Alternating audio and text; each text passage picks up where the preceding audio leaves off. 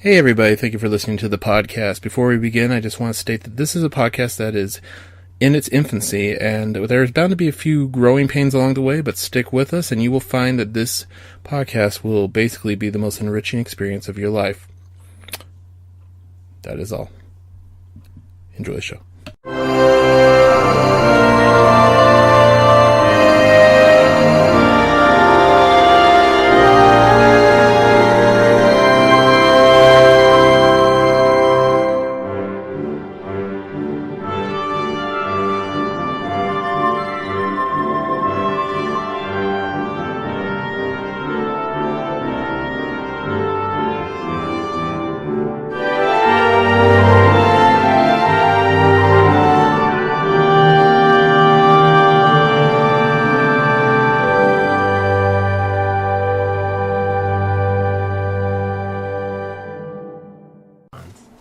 Good. Shut up. The NYPD is not arresting people right now? All right. Good morning, good afternoon, and good evening. Welcome to the McJeffrey 500, the podcast where I count down my 500 favorite films and make my friends watch them one movie at a time. It is January 1st, 2015. I am Jeff, and my co-hosts today are Rob and Paul. Happy New Year's, fellas. Hey, welcome to episode number 2. Number 500, we're going backwards. What happened to 1? We're not going to talk. We don't speak on 1 right now. Wow, it was that Episode 501 will get released at a later date. Sweet. We will not get into why. Yeah. It will be a prequel. Once this podcast is so super popular and people are demanding a prequel, that's when Jeff will release it. Like the uncut stuff. Like, remember when they had those Maury Too Hot for TV shows? Yeah. Those weren't that great. I had a friend that bought one and he loaned it to me. What about It was just boobs. I mean, you think you would see something better. Well, so these people would get upset and they would just rip their clothes off? Or wait, what? were they... Yeah. Oh, you're talking about the Jerry Seinfeld, too. Oh, sorry, it was Jerry Springer. It wasn't... Or Jerry... Jerry Seinfeld, Too Hot. It was Jerry the special Springer, Seinfeld episodes. Right, yeah, not Maury. Costanza shows off his cock. Yeah, it was You Are Not the Father. More likely. And they ripped their shirt off. Well, that's good times. I'll show you what I got. Okay. So, it's a new year, so... Yeah, well, everybody's... 2015. It's 2015. So what do you think about 2014 as a movie year? I think it was actually really, really, really good. I took all of 2013 off. Yeah. So 2014 was my return. I ultimately saw 67 films that were released last year. And I liked most of what I saw. Paul, you saw like 2. That's not true, because Rob loaned me movies, so I saw, I'm up to 4, I think. And they were all special? Well, I don't go to the movies, so if it's on Netflix, I'll watch it, so... And you don't go to the movies because of the money, because the people... I don't like other people. You don't like people? Yeah, it's not the money so much. If I could go... As they say, hell is other people. Yeah, I agree, right. So, like, heaven, I'd just be alone in, like, darkness. So if you're by yourself or with a couple of comrades in a movie theater, and it's just you and them, you'd be fine in that situation. Yeah. It's that person you don't know that fucks everything up. Whether or not they're doing anything that you would think would be... what's the word I'm looking for? MacGuffin? Not that one. Mary Sue? So, basically, you find someone who does not appease you. That ruins the situation for you, or you're distracted, or... It's distracting more than anything. I'd rather focus on the movie. And so you're just focusing on this one person? See, I kind of always thought movies were sort of a solitary thing. Which is ironic. Yeah, that I'm on a podcast where we have to watch movies together. So I find anybody trying to interact during a movie, I can't devote my full attention to it. And so then I don't know if I have the right experience coming out of the film. Do you feel like... Well, I don't think so for you. I'm probably going to answer your own question, my question to you. But when you're with certain people and you see a movie, do you find that your opinion might be slightly turned based on the reactions of maybe more vocal? Very, very real phenomenon. Yeah. So it's basically a mob mentality as far as film opinion? I guess I've been known to and have been called a contrarian, so maybe I have the opposite of reaction. I won't even call him a contrarian, I'm calling him an antagonist. He will be No, an I think antagonist. if you watch it like comedies with other people, I think that can be a beneficial thing. But anything that requires attention or, I don't know, emotion. Unless you are the first person to say something, anything anybody else says before you get your piece out influences ultimately what you have to say. Because now you take what they said and you have to contrast it. That's true. Or make it comparable. You either say, "Oh, I agree," or "I disagree." You're never like, you have to now frame it as either a disagreement or an agreement. I will admit to this much when I go to the movies with Rob. I try to hurry up and come up with my opinion in my head before Rob says shit. Because he's gonna, he'll have his tagline, right? He'll have his tagline that he'll continue to say for the rest of the. He has his what's the term? I'm looking for terms. What are some of the best Rob My taglines? opinion. I have strong opinions. What's the Crank 2 one? Yeah. The nicest thing he ever did in that whole movie was oil up that shotgun before he stuck it in the guy's ass. No, I said long live Chev Chelios. Oh, okay. My God. But that was your critique of the movie. That's what I said. But it's his go-to if anyone ever brings up Crank Right. 2, because Rob was opposed to Crank 2 because he was a big fan of the first one. I was saying, why would you bring back Chev Chelios? His death at the end of the first Crank was perfect. And now, after seeing Crank 2, all I can say is, long live Chev Chelios. Oh my God. These movies are really good. Okay. Yeah. See that? Why do we have like 4 Transporter movies? Because they're making a 4th one called Transporter Legacy. Is Statham in it? No, I don't think he is. They have a Transporter show now. Yeah. Like, I saw a preview for it. Why do we keep saying that, but we don't see a Crank 3? Because Crank appeals to a very small subset. And of the Crank movie-going 2 was public. a complete bomb. Yeah, it was a box office failure. A critical success, though, right? Among Genre critics, very yes. few critics. But there are critics out there that are big supporters of it. Not I. You hated it? I was not a fan. What did you not like about it? No room. I honestly, at this point, I have to think back because I don't give it much thought. It's been years at this point, but I remember it being very, and maybe it's the point, I thought it was very static and very annoying. Annoying would be the word I use. I was annoyed by this Obnoxious. movie. It was obnoxious. Yeah. Static, I don't think that's a proper word. Well, I'm going to say Static, like in because it's like Yeah. a bunch of white noise. Yeah. Kind of. Static would mean it doesn't move, and Yeah. it moves like a Yeah. motherfucker. Yeah, Alright. Like it's a motherfucker. runaway train, man. Okay. I will retract my static I mean, there's a declaration. kaiju sequence in the movie. Goddamn kaiju Yeah, sequence. a big battle, Jeff. Before it was cool to have giant monsters in your movie. Yeah. This was pre-Pacific Rim days. But Yeah. Unseen by me. Ooh. Man. That was during the year I took off, so That's right. there's a lot. I still haven't seen like Iron Man 3. I haven't seen Don Juan. I don't know. Don John. I don't know. So you try to get your opinion out about a movie before I say anything because my opinion. Because you're very strong with your opinion. So in my mind, I'm going like I'm trying to compile because usually it's Either a defense or sort of like a. I usually can come to the not so much a defense because I agree with you more often than I don't, which is I think the case for all of us. I mean, when we disagree, we really disagree, but for the most part, I think we agree more than not, unless we're being complete assholes about it and just want to get a rise. But Oh. I usually, when the credits are rolling and I pull out my phone and I put it into the flick chart, gotta do that every time now.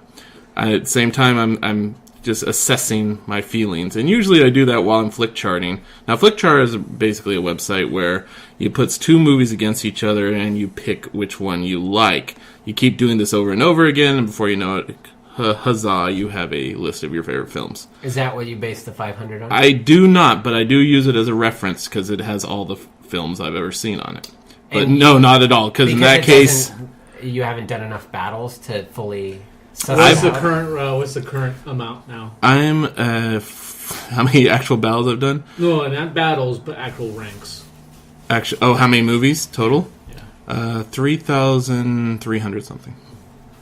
That's not that much.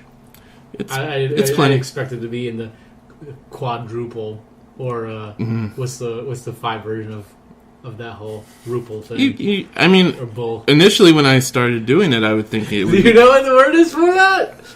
I don't know what the word is for it. It's all right. It's MacGuffin. 5-digit number. I thought would- you had a 5-digit number by now. No, not at all. And before I started doing it, I would think it would come up to a 5-digit number myself, but I was actually surprised. And every once in a while, I'll be doing something and I'll think of a movie I have not added to a flick chart, and then I rush to, make sure it's in there.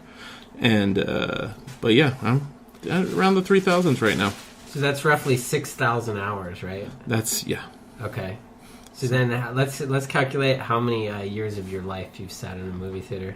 Well, there's there's many variables I've sitting and seen. watching a movie. I mean, I've seen certain movies more than once. Obviously, the length of movies are different. You got 2-hour movies, hour and a half, 3-hour movies. This is compelling stuff right now. I know. So continue talking. Yeah, keep going. About what? Doing stuff. Okay. Well, I was going to speak on New Year's.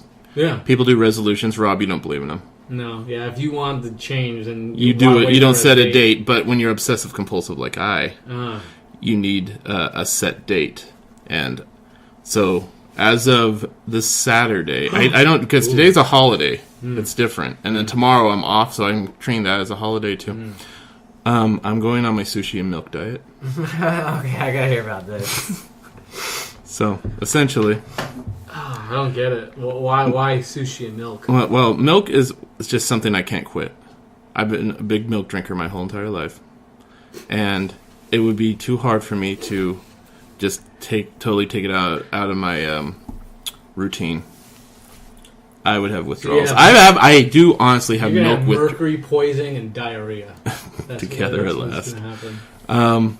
We'll see. How long do you think this resolution will last? Well, So no burgers? nope. Anymore? No. Sunday. Yeah, see. Sunday's my cheat day. Oh, you got a cheat day. That's a good system, man. Sundays, Yeah. I will go to California Burger and I will enjoy But I something. mean, sushi every day, that's going to get expensive. It is Unless- expensive, but there are places where sushi is not as expensive. Put it this way. I was spending about $10 as is on my lunches after work at the Sandwich Depot, 5 days out of the week. There are places like Misu Sushi where they have the half-off rolls. I can get a good-sized roll about the same price. Obviously don't get beverage outside of water. After a tip, it's Can you about... imagine going to a sushi place and asking for milk? No. I get a glass of milk. Milk is for the morning. Milk is my breakfast. And then So you're not going to have anything for breakfast. that's except for no. milk. Milk's my breakfast. That's my thing. That's what I'm going to have. It's going to get me through the day. Have you done this diet before? No, not at all. This is This the is time. something you invented, or did you Yeah, do some how did- yeah, research? did you This was just going to be a invent straight up sushi diet, but then I started really thinking hard about what I can't. Wait, so are you... There's those sushi rolls that have egg in them. You always have that for breakfast. That's true. Why did you invent this diet? Like what? Because what I benefits came do you to think? I came to an epiphany that I enjoy sushi. I enjoy sushi a lot. I could eat sushi every day. So Hey, Jeff sushi. likes something. He decides to take it to the max. So this isn't It's an not like actual... a normal person. Let me get this where straight. a normal person's like, oh, I like sushi a lot, and I can't wait to have sushi, once every couple of weeks or something like that.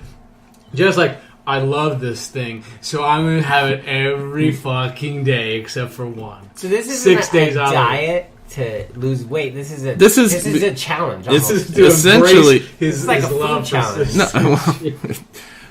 it's my calorie intake will be significantly lower than it usually is because I eat Not all garbage. that fucking sugar rice.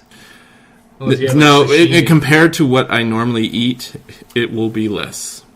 Why don't you try vegetables? Have you ever? I had some sushi with vegetables in it. Have you ever I had a veggie roll, avocado? avocado, it had Oh my some God. sweet potato Oh in it. my god, Jeff, you're gonna die. You're gonna die. Why do you smile when you say that? Because Rob's laughing. You gotta get the asparagus roll. Yeah, Okay. can you at least work up to asparagus? Have you Yeah, ever no, had I'm asparagus? totally not. I'm gonna switch it up. I can't just eat straight up the same roll every time. I probably would go crazy. There's a good new place over on Broadway called Kyoto. I recommend it. I will make a mental note. All right, so All you people listening, if you live in the Sacramento area, Kyoto on Broadway. That's a good joint. And then come to Miso Sushi also on Broadway around 4 o'clock Monday through Friday. You'll probably see me eating by myself. Wow, so you've chosen that place is your go-to. It's my go-to. I officially know the people there. They're very kind. And I'm very comfortable there. And I like the prices. Do you ever eat edamame? I do. I enjoy edamame. That's not bad. Like that's got a lot of protein. I may need it. Why don't you work some tempura in there, like some broccoli? Well, here's the thing. I'm not when I say I'm going on a sushi diet, it doesn't mean I'm exclusively just eating sushi. But any other options I make, if I'm still hungry, have to be healthy options. I can't have a candy bar, for example. If I want some carrots. Do you eat candy bars? I have a little side story real quick. I once... I honestly don't eat candy bars unless they're like the little candy bars from Halloween that are left over from whatever. But I came across a homeless guy recently who offered to give me something if I had any change. I had about $1.80 in change. I gave it to him. The dude gave me 4 Baby Ruths and 4 Butterfingers. You ate some homeless guy's candy? I ate the homeless man's candy. I'm sure he stole it from a convenience store. But I still have 1 Baby Ruth left. Did you negotiate this? Yeah. No. I would have given him the change regardless. I was not looking for... Then why didn't you reject the candy? Because it's free candy, dude. It's not free, dude. It's wrapped. It's clean. It's good. That candy cost you... How much is that? You had 8 pieces, is that right? No, I gave 2 to our friend Eric. No, but you paid $1.80 for 4 pieces of candy. No. 4 each, so 8 candy bars. That's what I said. 8 pieces of candy. I thought you said for 4. $1.80. $1.80. Yeah. Yeah, it's a really good deal. What does that calculate out to? 8 divided by $1.80. I was robbing him, basically. 20 cents a candy bar? That sounds about right, give or take. It's a good fucking deal. I know, right? It's 22.5. I should have went back on the street and made my money back and make a profit. I think he went about all wrong. But he had enough to get his Jack in the Box tacos, so I was happy for him. Hey, let's talk about the movie we're about to watch. Shall we? Yeah. This movie has been seen by Paul. I've seen this multiple times. When was the last time you seen it? I would estimate probably 20 years ago. All right. Oh, man. We'll come back. So I don't know. This is actually 20 exciting. years ago? Yeah. God damn, it's an old movie. It's exciting. No, it's not that old. It's not as old as the ones I have to watch. It's exciting because I don't know if my love for this movie is based on nostalgia or actually have it. God damn, it better not be another John Cusack movie. All right, here we go. It better not be another John Cusack movie. All right, here we go. From 1986. You will know exactly, when I read the description, we'll know exactly what the movie is. When a team of Krites, fuzzy aliens equipped with sharp teeth, escape from an outer space prison, they head straight for Earth and land in the quiet rural town of Grover's Bend, Kansas, where they wreak havoc as they invade a farm owned by Helen and Brad Brown. A pair of extraterrestrial bounty hunters show up to put a stop to the mayhem. Stephen Herrick's directorial debut spawned 3 creepy sequels. We are watching what, Rob? On New Year's Day, 2015, I'm watching Critters. That's right. And the results of that trial when we return.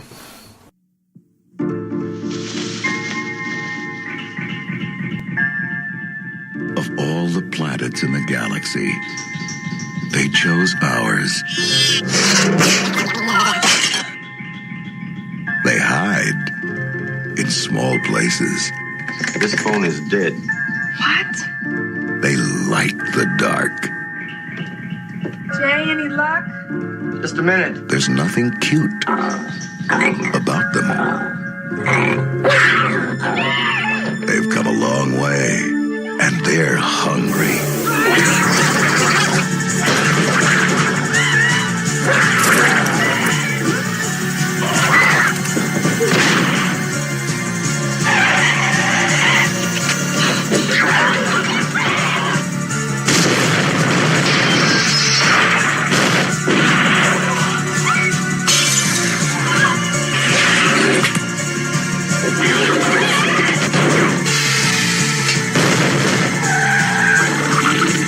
Dad's all torn up and Mom's got like a harpoon sting in her neck and they're getting bigger.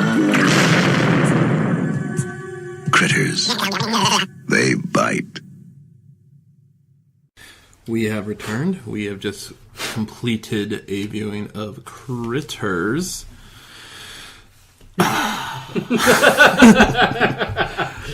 Before we Very spirited opening. There are 499 better films than this, but we're focusing on Critters today. Let me just give a brief synopsis of what Critters is all about. Essentially, critters, krites if you will, we guess they are prisoners on an asteroid who escape, who get chased down by bounty hunters. So they're chased around the galaxy. These are aliens that have figured out space travel. Yes. Figured out how to traverse, millions of light years. Indeed. In spacecraft, but still have not figured out how to wear pants or anything civilized. Krites are not civilized. There is truth to what Rob's saying, though, because especially the scene where he's talking to E.T., being advanced enough to have a spaceship would know that it's just a doll or it's an inanimate object as opposed to an actual living being. Which essentially, it's obviously a joke for the audience benefit. Right, but those types of things annoy me. Okay, no, I'm not saying the movie is perfect. Obviously, it is not. But those are the kind of nitpicks that Paul loves, and I do not. I try not to indulge on. But you just But in did. this case, I didn't even talk about the doll thing. That doll thing didn't bother me because I thought it was funny. It was funny. It was funny, but right. The thing is about it would have been interesting for a change to see a movie where there's these creatures that wore pants. Not just wore pants, but also had weapons. Like when the porcupine thing came out, first thing I was like, oh, interesting. Maybe they actually have weapons they use. Maybe they have little weapons, like a little bow and arrow. That'd be kind of interesting because always with these alien creatures like the xenomorph and alien, ever since then, all these vicious aliens, they're all like animals, four-legged creatures. So they're like advanced dogs yet or wolves. primitive. Right. And it would have been interesting if they were like Rocket the Raccoon, that they From Guardians of the Galaxy. Yeah, from Guardians of the Galaxy. They wore pants. he didn't wear a shirt, though. He did wear a shirt. He had a shirt. Yeah, he had a shirt on. He did I have a thought he shirt. just had pants. No sleeves though. Yeah, okay. he's wearing wacky. All right. And it had big ass guns, a BMG. They don't need guns. They have little quills that when they launch them at you, you go numb or fall asleep. Oh, and they have sharp teeth. So maybe they're just cocky. Maybe they don't think that's all we really need. Yeah, they evolved that way. They're definitely dickheads. They are dickheads. But That was a really good scene, though. Yeah, no, I laughed out loud. I'm not gonna lie. I got a kick out of it. All It's right. like we're out here, fuckers. Yeah. And before we get out here, we're gonna blow your goddamn house. And then laugh about it and just take off. Yeah, that's good. I like was a that good part. scene, That yeah. was funny. So essentially, we have critters. They're on Earth. To eat, not to conquer, to eat, and then probably go along their merry way. It's like they don't have big ambitions to conquer planets. They're just trying to move on and just be assholes. But obviously, they are followed by these bounty hunters that are pretty incompetent. I think it's fair to say that we watch the critters basically they attack the Brown family. And then you have the story of the bounty hunters, on a fruitless search to find the critters, and eventually both stories come together. Did those bounty hunters kill those people in that bowling alley bar? I don't believe so. They shot a lot of TVs. I think they just a little bit have the hair trigger, but Well, didn't at the start of the movie we were talking a bit, so we might have missed it. But I think that guy that hires them says, The warden. "Don't mess up like last time." yeah, and then they just cut them off because that's our thing. That's what we do. We constantly blow shit up. Right. And so, it should be noted that the bounty hunters take forms of stuff that they see on TV to kind of, to mesh with the humans. Where the main one takes the form of Johnny Steele, a hair rock superstar. Rock, yeah. And the other one can't make up his mind. He takes 3 forms in the movie. And so, in the movie's got its humor, and it's nail biting scenes. What I like about it, what I get out of it is it's a movie where the aliens, as formidable as they are, the family is actually very resourceful, and they're not just waiting around to get killed. They actually put up a fight. They, the mom screams a lot. Yeah, the Krites But she also manages to kill them. Yeah, she manages The Krites ultimately only take out two humans, a cow, and a bunch of chickens. Billy Zane ate it. Billy Zane. and Neelix. Yeah, poor Neelix. Star-studded cast, man. Oh yeah. So I appreciate that. I thought the acting is actually very, very good. I actually think Scott Grimes, who plays the young boy, is actually... He's good for a kid actor. He's strong. Yeah, he wasn't bad. Basically, he's only also... He was in the Critters sequel, and that's basically where his career more or less ended. Oh, really? Yeah. But as a young actor, he's one of the Henry Thomas type. You bought it. Oh, Henry Thomas was an emo kid. Yeah. Before that's what you called it. Yeah. Who's Henry Thomas? E.T. He was E.T. Elliot. kid. Oh, Elliot. okay. Elliot. I don't have the love of E.T. that a lot of people have. I was don't more really of a have Mac it and either. Me guy. What? That's a lie. So it's That's not a lie, recent I swear to renaissance where it was constantly featured on, what was it, Conan O'Brien? What Mac and Me? Oh my god. Conan O'Brien had this Seriously? running theme. Oh, with Paul Rudd? Yeah, when Paul Rudd came on, he would be like, let's just see a clip from the movie, and they would show the scene where Was Paul Mac Rudd and in Me Mac and is Me? in that wheelchair and he Yeah, fell yeah. off a cliff Yeah. over and over again. Like They and did this thing went on for for years. It went on for years. It's so great. It's like the best running joke. Have you ever. guys actually seen Mac and Me? I have not. I bought Mac and Me on DVD and I gave it away as a poker game prize. Oh, really? And the people who won it have still yet to watch it. I And that was years wasn't ago. joking when I said I was more of a Mac and Me guy. Over E.T. Mac, you're Yeah. going All on about record. McDonald's As a sponsorship. As a child, I watched Mac and Me at least probably 10 times. Is that just that? So that's why you're more because you've seen it more than E.T. Oh, well, there's obviously a nostalgia factor. When's the last time you watched the Mac? alien in Mac Yeah, and Me. It's probably 30 years ago. The alien in Mac and Me looks like an anus. Like his I face. always thought a cancer victim or something. Like, he's really... I thought the boy was the cancer victim. Wait, he's in the wheelchair. Yeah. It's not, cancer did not put him in the wheelchair. Mac looks like he's got cancer of some sort. Okay. Okay, I always thought he had an anus face, arse face. You trying to say he wasn't cute? All right. So, Rob, Yes.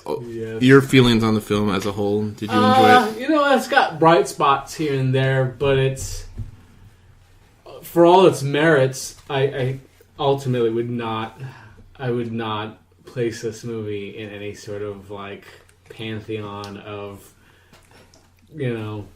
movies that are essential viewing. Are you saying this is not the 500th greatest movie of all time? I would definitely disagree with that assessment. Okay, well, how about we rank it on Gremlin knockoff films? Because all right, this movie obviously exists because Gremlins was a gigantic success. What year was Gremlins? Gremlins was 1984, which I actually found out it was actually released in the summer of, even though it's technically a Christmas movie. Yeah. And this is 86. This is 2 years later, 86. Now, this movie was actually written before Gremlins went into production, but obviously New Line fast-tracked it after the success of Oh Gremlins. shit, we got ourselves something like this, except it's a bunch of little aliens. They actually changed a bit of the script to make it less like Gremlins, to kind of let it stand out. But, yeah, with Critters, we also got Ghoulies, we also got Troll, we also got Munchies. I don't know if you've ever seen Munchies. I think I have, actually. It's terrible. Yeah. It is terrible. And even to a lesser extent, there was a movie called Hobgoblins, which actually got the Mystery Science Theater treatment, which I've not is the seen only that way to one. watch it. I've not seen Hobgoblins. I have not seen Ghoulies. Anyone seen Ghoulies at this I've stage? seen Ghoulies. Never seen And? this. Yeah. It's a group of 20-somethings that get together in a house, and I remember somebody does some witchcraft. Yeah, that's like they start thinking. I saw the trailer, and they're like, "Let's do something crazy. Let's they're giving up suggestions, and the guy let's do a séance." Yeah. And then the Ghoulies come out of the toilet. At some point. That might just be on the poster. Is there no? Apparently, there's a scene where a ghoulie comes out of the toilet. I always wondered if there's a scene where someone is on the toilet and the ghoulie No, embarks on a journey. No, I don't think there is that scene. What's the name of the movie that Del Toro recently? Oh, that was the Don't Be Afraid of the Dark. Don't Be Afraid of the Dark. You saw that? Yeah, I saw that. I saw it too. Yeah. That was Is that any Tooth good? Fairies. Yeah, well, it's based on a TV movie. Did you from, see that? No, I never saw that. But I did see the Del Toro one. I like that. It's It was not okay. bad. Yeah, it's not bad. Yeah. I mean, as far as ranking, only Troll because it scared me as a child, so that's a nostalgia thing. Troll's terrible. Okay, well. It is. But, I honestly so you guys haven't. asked about the whole, nostalgia thing. Yeah, being a okay, so that's factor. your nostalgia hook. Right, and... But we all agree Gremlins is pretty great. Oh, yeah, Gremlins is Gremlins fucking holds up. fantastic. That It has fucking the Santa dark humor. story. Oh, Yeah. man, that wins me over every time. I even love Gremlins too. Yeah, I don't Gremlins think 2 it's is great bad as at well. all. No one's. I think we're all People on the who same think boat on that one. Gremlins 2 is bad at it. They're watching movies wrong. They're Right? watching movies wrong. Yeah. Was the Gremlins 2 was meta before meta was something? Man, when they do the Broadway number at the end, Oh yeah, Yeah. yeah, that was great. that the whole it's just like a cast of thousands of Gremlins. It's fucking fantastic. You know, I was cheering for the Gremlins at that point. I was like, let them out, Bring them into New York. I want to see what happens. Okay, Paul. Yeah, No, I feel you, Rob. Paul, you actually have seen Critters. It's been a Yeah, long time, so yeah. you're coming back to it for the first time in many years. Has your opinion on the movie diminished any watching it a second or most recent time? I definitely see it more as a comedy, which I think it should be viewed as. And I Horror laughed, comedy. Watching movies, Yeah. right? I laughed out loud at least 3 to 4 times during the movie. Which, Well, there's the infamous. I don't know if anything's considered infamous, but the scene where they got weapons. So what? Gets blown away. And yeah, Book. Best. that was great. That Yeah, was that's funny. See, that's how you use And the the F house word in blowing a up. PG-13 movie. You get your one. Get you your use one. it wisely. And I the- didn't know you could write it though. I thought writing it would be out of the No, the only way you can't use it is in a sexual connotation. sexual. Okay, so as an anger thing, it's totally Totally okay, fine. okay. Totally fine. No. So there were a few good laughs, honestly. Yeah, I mean, and- definitely. I think as a kid, I took it more seriously. I think maybe it even kind of scared me as a kid. Mm-hmm. Probably like Troll. Yeah, would be yeah. laughable where now. Troll is laughable, right? I recall the scene where Billy Zane gets his fingers bitten off, kind of As scary. Scared but now me as it's a kid. honestly kind of funny. Like when he got because his it's Billy Zane. Yeah, it's Billy Zane. He's got a Billy ponytail. fucking Zane. He's got one earring. And he seems really hesitant about making out with this hot chick. Well, because He's like, Dad. "Ooh, wait a minute. No. Ooh. He's being cautious because Right. her father is not that far away. And, Moonshine swilling. Yeah, he was like a total wuss. well, the funny thing is, Steve from New York is the character. He's actually. Usually the characters like that are kind of dicks. Like, I'm from the city. He was is- actually very polite. That is the strange thing about his character. Honestly, it doesn't sort of work because his license plate says "too great." No, but Yet his he father is bought him really- that car. There's a whole Oh. backstory there Oh, because it was a okay. birthday gift. I think his father wanted him to be the man that he could not be. Right, and this movie works on a lot of levels. Billy I will Zane. say that the characters in the movie is that rarity where they're not dislikable. They're likable. You don't I want like them the to mom. die. I don't want to see the dad go. I was feeling for the dad in the basement. I was like, oh man, I hope he doesn't bite it here.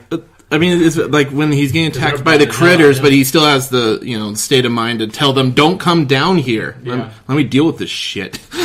These goddamn And the raccoons. sister, even though she's kind of useless most of the time, like, she's cute. Hope she doesn't get killed. She means well. She's just a Because girl. damsel She can only in do so distress much. at the end, which was kind of lame. But So this movie's kind of the opposite of Miss McCabe and Miss Miller. You actually care about the. McCabe and Miss Miller was the movie that we watched last week. Oh, that we can't talk about has, that. will be posted at a future date. well, I will say that McCabe and Mrs. Miller is a far better film No, than Critters. You're out of your mind. So the fact that it's You're out ranked of your mind. lower than Critters puts Jeff got this your one taste in question. I Well, would say. Okay, but Paul is on the I opposite think side Jeff of the got fence. it right. All right, you want to know where Flick Charts ranked Critters? Yeah.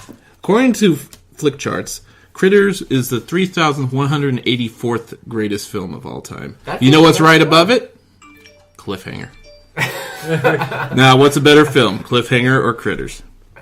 Shit. I think Cliffhangers is a nostalgia movie for me too. Yeah, I don't know. I liked Cliffhanger back in the day. Like, my memory of Cliffhanger is so sparse that I can't really say for certain. But I will say that if you asked, would you rather watch Cliffhanger right now or Critters? Well, you just watched Critters. Right. But if you asked me, 2 months from now, hey, you want to watch Critters or Cliffhanger? I'd probably say let's watch Cliffhanger. Because your allegiance to Stallone. I like Stallone. You really like Stallone. Stallone, a lot of his bad movies are actually they're bad, but they're still entertaining. Like Which ones? Cobra. I liked Cobra. I didn't want to look at that. Cobra, Lockup. I liked Lockup too. That's not the one. What's the one? That's the one with Donald Sutherland who plays the warden who... No, I know he goes to prison, but there's a prison movie with either Stallone or Van Damme where at the bottom of the prison, like in the basement, there's like no guards, no rules, and there's like this Jamaican voodoo guy down. And I even as a kid, I thought, how would the guards just let this part of the prison go to hell like this? You really think that's what it was about? Money solves everything. Okay. How does this voodoo guy have all the money though? He brings in the crank. I don't know. Okay. Well, that's what the voodoo guys do. What's the name of that movie, by the way? I can't remember. Okay. It's probably Locked Down. Instead of Locked Up, it's Locked Down. Sudden Impact. No, that was the hockey one. Oh, that was the hockey one. Yeah, it's John Woo's when he plays a American firefighter. director. There's a Seagal one, Marked for Death, I think had... well, no, that was Jamaicans. I'm trying to... the Jamaicans show up in Predators, too. Oh, yeah. I guess that was a big thing in the 80s. Yeah. Was it Jamaica was a scary, scary place with scary people. Why were they scary, Rob? Because they had dreadlocks. They smoked ganja. Yeah. But yeah, why would they and be they talk like this. The stereotype would be that they would be... I thought that was a comforting type of way. Wait a second. Bob Marley's all about peace. That's what I'm saying, is the Rastafarians would be really peaceful. I don't know why in the 80s they became like this sort of cool scary runnings, thing. man. People got scared by those Jamaican bobsledders. That is actually a pleasant little movie. Is that on the 500? It is not, but I do have One of John Candy's final roles. It was, and he was definitely decent in it. But I wouldn't go as far as to call it a John Candy vehicle. Wagons East. That was his last movie, and that was a bad movie. One, yeah. I think his last actually good Canadian movie. Bacon. Wasn't that his last one? I think that was the last one that got released. More narrative film. Unseen by me. He did the movie Only the Lonely with with Ali Sheedy. With Ali Sheedy, I actually liked that one. That was like of course you did. There's romance in it. Yeah, there is. I'm gonna deny it. No, that movie's not bad actually. Thank you for. The only thing I remember from is his mom making fun of her for being flat as a board. And meanwhile, he's this big fat guy. He is. Well, he's not flat as a board, that's for sure. The movie that came in right below Critters on the Flick Chart was actually Final Fantasy VII: Advent Children. Oh, not even Spirits Within, but Advent Children. Did you see that one? Oh yeah, I saw it. Is it better than Critters? Different. Yeah, it's different. Yeah, I'd probably watch that over Critters again.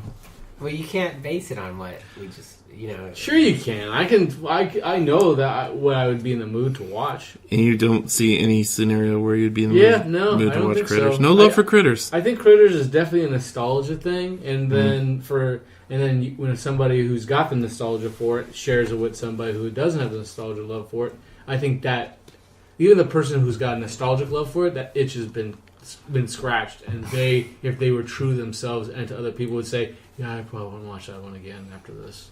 I've already watched it 3 times in the span of because it's a job. It's like a job. No. How do you feel about it after? You know what? I enjoy it a great deal. It helps that it's under an hour and a half long. So there's no really any fat on the movie. Although Kat said, how long is this movie? This movie's really long. In her defense, maybe not her defense. She says that to every movie. Yeah, she does. McCabe and Miss Miller was that one was long, wasn't it? It was like that 2.5 hours. That was 2 hours and 1 minute. Oh man, it's a Robert Altman movie. It's to be expected. It moves at a leisurely pace. This movie came out April 1986. Other movies that came out in that particular month: The Toxic Avenger, I'd rather watch that. Legend. Legend's a better movie than Critters. I don't know if it's better, but I'd rather watch it. You don't like Legend? I think Legend is a beautiful film. What do you mean? Visually, it's... Tim Curry in Yeah. Legend. It is. It has the darkness in it. Legend has the devil. And unicorns. It looks really good. Whether or not it's a good movie, I just remember being bored. Really? When's the last time you watched it? I bought it on DVD and I watched it maybe 5-6 years ago. I can't remember exactly. I'm actually siding with you, Rob. I'm not the biggest Legend fan. Also, something to realize about Ridley Scott is that he makes really great looking movies, but a lot of them are not very good.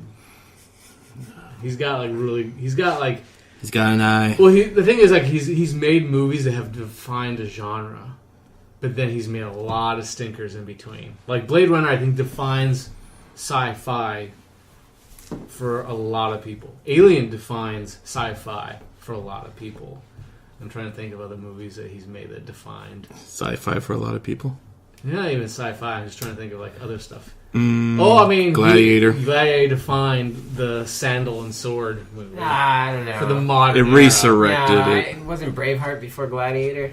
No, not Gladiator. Gladiator is a different movie than Braveheart. Braveheart is a fucking army movie. It really is a military movie. You're watching these movies wrong. Yeah, okay. Move on. Also, that month gave us the only time Sam Raimi and the Coen Brothers worked together with a little movie called Crime Wave. Anyone seen Crime Wave? No, I've been wanting to, but it's kind of hard to find it. The movie grossed about $5,000 theatrically. Oh, wow. But it was an HBO staple, so I've seen it a few times. Is it good? No, not really. I can remember scenes that were definitely more Coen. Sam Raimi directed, Coen Brothers wrote it. Mm-hmm. But you can definitely see the Coen inspiration. It's Police Story before there was a Police Story. Indeed. So, all right. Do I have anything else to speak of? This thing's losing steam. Wow. What's going on? Well, what happened to Jeff? We're moving a good clip. We went a little over in the first half, so I'm just looking. Coen Brothers are hit and miss. They really are. Yeah. I think people that... When they're great, they're excellent. Exactly. I think a lot... They're hit and miss, man. Like, what's a miss? I think that Lady Inside Killers. Llewyn Davis is a miss. You are out of your mind. I'd say Lady Killers. I would say Burn After Reading. Lady Killers is great. I think Burn After Reading is good. Burn After Reading is great. I'm one of the few people who's not a big Oh Brother Where Art Thou fan. I think it's great. It's great. No. I think it's great. I think it's definitely become more appreciated than it should be in the time that's passed. Didn't you love it when you saw it, though? Sure. I didn't. I did not. Sure. What did you not like about it? It's my same issue that I have with, like, when we spoke earlier about Forrest Gump or Big Fish. It's too episodic. Like, we're just moving on to this little clever scene and moving. I hate movies like that. You just don't like TV. I'm not a big TV guy. You must not like Homer's Iliad either, or any like the early. Yeah, I literature. always like those style of movies where it's like one thing you don't see coming to the next, right? Like Life is episodic, bro. Yeah, Life is episodic. Right. Well, you never know what's around the next corner. Why do you need to be spoon-fed? Well, maybe if Oh Brother Where Art Thou was a mini series or a TV series, maybe it would be more palpable to me. But you're putting a lot of like these little Palpable. I'm making it palpable. Well, let's stop talking about Coen Brothers. Let's talk about Steve. What's his name? Wyack? Stephen Herrick. Stephen Herrick is a director who also gave us the 80s classic Bill and Ted's Excellent Adventure. He also, unfortunately, gave us the terrible Three Musketeers movie, which Paul's a fan of. The one with Kiefer Sutherland and Charlie Sheen and Chris O'Donnell. He also... Rebecca De Mornay, right? Yeah. That's right. And Tim Curry played the villain. And he also was responsible for giving us what you would call Oscar bait, Mr. Holland's Opus. Dreyfusy. Yeah, that sounds like he had like a pretty decent career. And he made 101 Dalmatians with Glenn Close. He also did Holy Man with Eddie Murphy. and Life as We Know It, or Life or something like it. What's funny about that Holy Man movie, if I remember correctly, it actually was a pretty big hit. No, it was not. No, I heard that. From what I recall, it actually grossed. I thought it was an epic fail. No, it was. No, I think critically it failed. No, in it terms of, failed on both levels. You want to check it out? Please look it up. I think it was one of those huge flops that everyone talks about. It's one of those movies where people were. I think the opinion of the after opinion of it has tainted the fact that it was actually financially pretty successful. Okay, well, all right. Before you look it up, what number in your head would you saying the movie grossed over $100 million? Were you saying? Well, back in the 80s, you didn't need. Holy Man was not in the 80s. Yeah, Holy Man was in the 90s. Late 90s, maybe even early 2000s. Late 90s. I think you're. Do you even know who was in it? Yeah, Eddie Murphy. Yes. Yeah, but it was. And Balki Baltakamus. Who? Are you talking about Beverly Hills Cop? No, I'm just kidding. I was gonna say. But there was that Balki Baltakamus movie with John Larroquette where he was like some High Spirits. Yeah, I remember that. Yeah. That movie's not very good. I don't believe I even had the pleasure of seeing it. It All was, right, so what? So okay, can we safely say if the movie grossed under $25 million? Oh yeah, for sure. That's if a bomb. Under 25 Wait, million, that's it's a bomb, even back in the 90s. Yes, and I'm gonna say I don't think that thing made more than $25 million. Just Wikipedia, man. I'm doing it. He's Calm on work. down. So anyway, so why do you like the Three Musketeers? That might be a nostalgia thing. Okay. I haven't seen it in years, so boring. I remember enjoying it back then. I do like the story of the Three Musketeers. I kind of always enjoyed it. Did you enjoy The Man in the Iron I really Mask? like Oliver Platt, actually. That was actually my I'm first. a fan of him. That was my introduction to Oliver Platt, Yeah. and he was the one bright spot in the movie for He me. was also, another movie I really like with him is Lake Placid. Lake Do you remember Placid, that? Lake Placid with the giant crocs. Yeah, no, that was great. Betty White's finest hour. Yeah. That was a pretty good cast. It had what? Bridget Fonda, Yeah. Bill Pullman, It was not Paxton. and Brendan Gleeson. That's a good cast. No, it was a good movie. It's not bad. If you like giant alligator movies. Maybe I was thinking about a different movie. Yeah. Wasn't there like a Holy Child movie? You're thinking of that's the a Golden Golden Child. That's what I'm thinking That movie, of. you want to talk about nostalgia? I've seen that movie probably. I actually don't think that 50 movie was times. successful either. You want to look that one up? I think that one was successful. It was more successful than The Holy Man, I'll give you that. What's Holy Man? Holy Man's this movie with Eddie Murphy that he. See, but I was right about being Eddie Murphy. That's just a strange coincidence. So Holy Man, is he playing like a... Holy Man, he plays this... What I can recall... I can't believe we're talking about Holy Man. He plays this guy who's this very, very positive guy who ends up working at a QVC type channel. I was saying it was an 80s movie, and you guys were saying it was a 90s movie, and I was like, what are you fucking talking You're talking about? You didn't the stand your ground. That's what I You was bought. talking about. I was talking about The what we Golden said. Child. My apologies. We're talking about two different movies. So you don't even know what Holy Man is? Yeah. he has No, idea. what is Holy Man? It was a bomb directed I by believe that, Stephen because I Herrick. don't even know what that is. Anyways. Does he play a preacher? No, he plays like a. He wears robes. He's kind of just like a positivity guy who gets hired to work at like a QVC type job, and he kind of like Weird. loses his smile along the way. Was this a pre or post tranny incident with him? This Or would sorry. be. This is post. This is after Nutty Professor. Yeah, so Golden Child grossed nearly $80 million in 19. Okay, and that was strictly on the starring power of Eddie Murphy, but still $80 million after, because that movie was in between Beverly Hills Cops, which made over hundreds. I mean, Yeah, but 86 is not bad. For no, it's nothing to 86. sneeze at in the 80s. It was 80 solid. million. It was critically maligned, though. All right, we'll wrap it up. And now we got that. What was the last movie that Steve Steve Herrick's last major directing was Life. I'm gonna get it wrong. The Angelina Jolie, Life, not Life as We Know It, Life or something like it. Yeah. That was his last major directing So role. what happened to him? Why is he not I think done? he does straight to video garbage. So he's probably he's gone kiddie the films. way of Peter Hyams. Quite possibly. I mean, he had a good run. He's got some. who's Peter He has some Hyams? tent pole pictures in there. Who's He Peter? did the last thing that I think that He did The Relic, right? Yes, but I think the last thing he did that actually was theatrical was The Musketeers. The Musketeer, Or The Musketeer, yeah. the one that had like wire foo. Yeah, Wire Fu with Chris O'Donnell was his name. And I believe Tim Roth was in it as Yes, well. yes. I remember it being a very dark film for some reason. Peter Hyams he usually serves as his own cinematographer as well. and he likes to light everything naturally, and that results in fucking dark ass movies. Yeah. Not dark ass movies. Same with the Relic. Relic was you can't see so fucking dark. shit. Is So Relic the one with Tom Sizemore? It is. Yeah, that movie's not very good. I have a soft spot for It it. was okay when I could see stuff.